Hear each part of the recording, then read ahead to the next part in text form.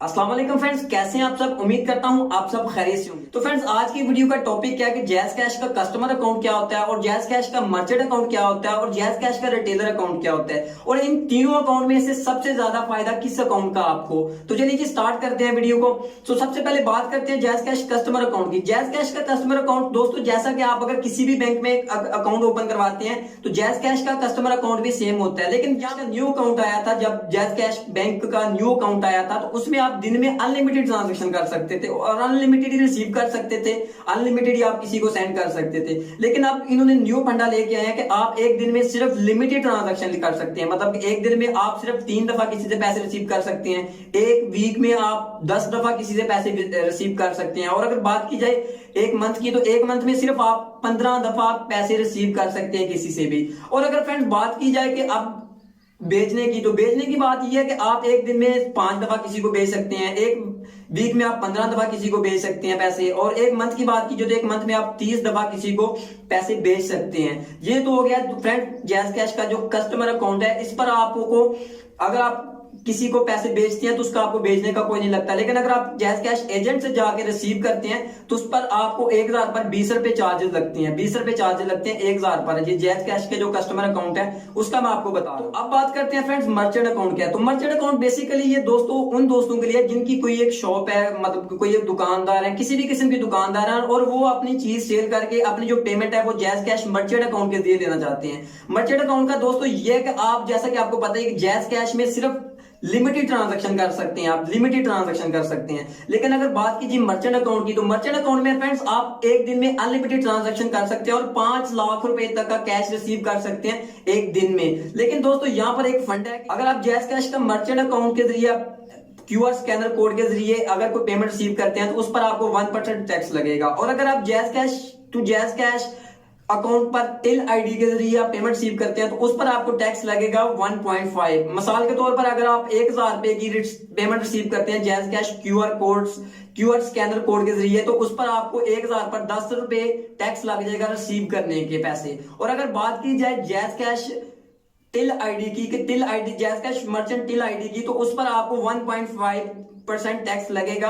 अगर मिसाल के तौर पर 1000 रुपए की आप अमाउंट रिसीव करते हैं किसी से तो उस पर आपको जो टैक्स लगता है वो 1.5 के हिसाब से 15 रुपए 1000 पर टैक्स लग जाता है। और फ्रेंड्स देखा जाए तो अगर ये पैसे आप एजेंट के पास जाकर निकलवाना चाहें तो उस पर भी आपको टैक्स लग जाता है 20 रुपए 1000 पर। और अगर एटीएम कार्ड के जरिए आप निकलवाना चाहें ये पैसे तो उस पर आपको 16 रुपए लगते हैं 1000 पर। और फ्रेंड्स अब मैं आपको बताता हूँ कि ये मर्चेंट अकाउंट एक्टिव कैसे करते हैं। तो फ्रेंड्स इसके लिए आपको जाना पड़ता है जो जैज़ की ऑफिशियली वेबसाइट है www.jazzcash.com.pk। और जैसे ही फ्रेंड्स आप इस पर जाएंगे और नीचे आपको थोड़ा सा नीचे आएंगे, यहाँ पर आपको जो साइड पर जो ऑप्शन नजर आ रही है, 2-3 ऑप्शन नजर आ रही होंगी। एक आ रही है यहाँ पर बिजनेस अकाउंट। जैसे ही फ्रेंड्स आप यहाँ पे बिजनेस अकाउंट पे क्लिक करेंगे, बिजनेस अकाउंट पे क्लिक करने के बाद फ्रेंड्स आपने यहाँ पे अपनी पर्सनल इंफॉर्मेशन डालनी है जो कि आपने जैज़ कैश का कस्टमर अकाउंट बनाते हुए जैज़ कैश को अपनी पर्सनल इंफॉर्मेशन दी थी। अब फ्रेंड्स यही इंफॉर्मेशन आपने यहाँ पे सारा अपना फॉर्म फिल करना है। जैसे ही आप फॉर्म फिल करेंगे तो उसके बाद आपका ये अकाउंट बाय ईमेल के जरिए आपको एक क्यूआर स्कैनर कोड मिल जाएगा, जिसका आपको फायदा ये होगा कि आप अपना वो कहीं पे भी चिपका के उसके जरिए आप अपनी पेमेंट रिसीव कर सकते हैं कस्टमर से। और फ्रेंड साथ में ही आपको एक टिल आईडी दी जाती है जिस पर आपको जैज़ कैश को जो सबसे नीचे वो ऑप्शन नजर आ रही है, यहाँ पर आप अगर बात की जाए तो यहाँ टिल आईडी के जरिए आप अपनी पेमेंट रिसीव कर सकते हैं। मतलब कोई भी कस्टमर है जो आपके पास चीज आपकी खरीदता है वो आपको आपको जो टिल आईडी दी जाती है उस पर आपके पैसे सेंड कर सकते हैं। लेकिन फ्रेंड उस पर भी आपको रिसीव करने के 1.5% टैक्स लग जाता है। मसल के 1000 रुपए रिसीव करते हैं तो उस पर आपको 15 रुपए टैक्स लग जाते हैं। लेकिन फ्रेंड्स अब बात करता हूं कि मर्चेंट अकाउंट में नुकसान कितना है। नुकसान इसमें फ्रेंड्स आपको ये है कि आप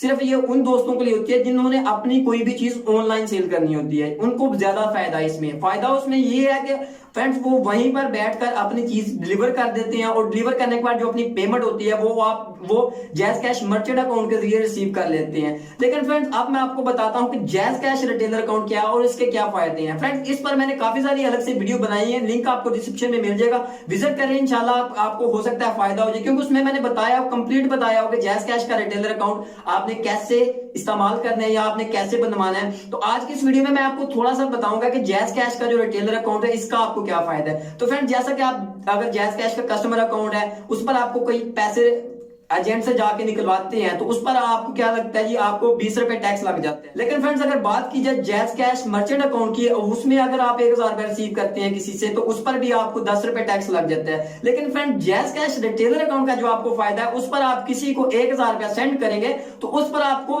6 रुपए 40 पैसे कमीशन दी जाती है, बजाय आपके आपसे लेने के आपको दिए जाते हैं। ये आपको friend jazz cash retailer account का फायदा है। लेकिन फ्रेंड्स अब यहाँ पर बात ये आती है कि जिन दोस्तों को मर्चेंट अकाउंट की जरूरत होती है वो ही जैज कैश रिटेलर अकाउंट को इस्तेमाल कर सकते हैं। अगर आप नॉर्मली जैज का अकाउंट इस्तेमाल करते हैं तो उस पर आपको जैज कैश मर्चेंट अकाउंट के अलावा या जैज कैश रिटेलर अकाउंट का कोई फायदा नहीं है। अगर आप एक दुकानदार हैं तो उस पर आपको मर्चेंट अकाउंट की बजाय आपको jazz cash retailer account active करना चाहिए। तो फ्रेंड्स मैं बताता हूं कि जैज कैश जो रिटेलर अकाउंट होता है ये कैसे एक्टिव होता है। जैज कैश का रिटेलर अकाउंट होता है जो फ्रेंड्स आपको जाके फ्रेंचाइज से बनवाना पड़ता है। और फ्रेंड्स अब मैं बताता हूं कि जैज कैश का जो रिटेलर अकाउंट है इस पर आपको फायदा क्या है। फ्रेंड्स आप मिसाल के तौर पर आप किसी से 1000 रुपया रिसीव करते हैं, आपसे कोई आपने किसी से 1000 रुपए की पेमेंट लेनी है तो उस पर भी फ्रेंड्स आपको 6 रुपए 40 पैसे कमीशन दी जाएगी। और अगर बात की जाए जैज कैश रिटेलर अकाउंट से पैसे भेजने की तो उस पर भी आपको 6 रुपए 40 पैसे कमीशन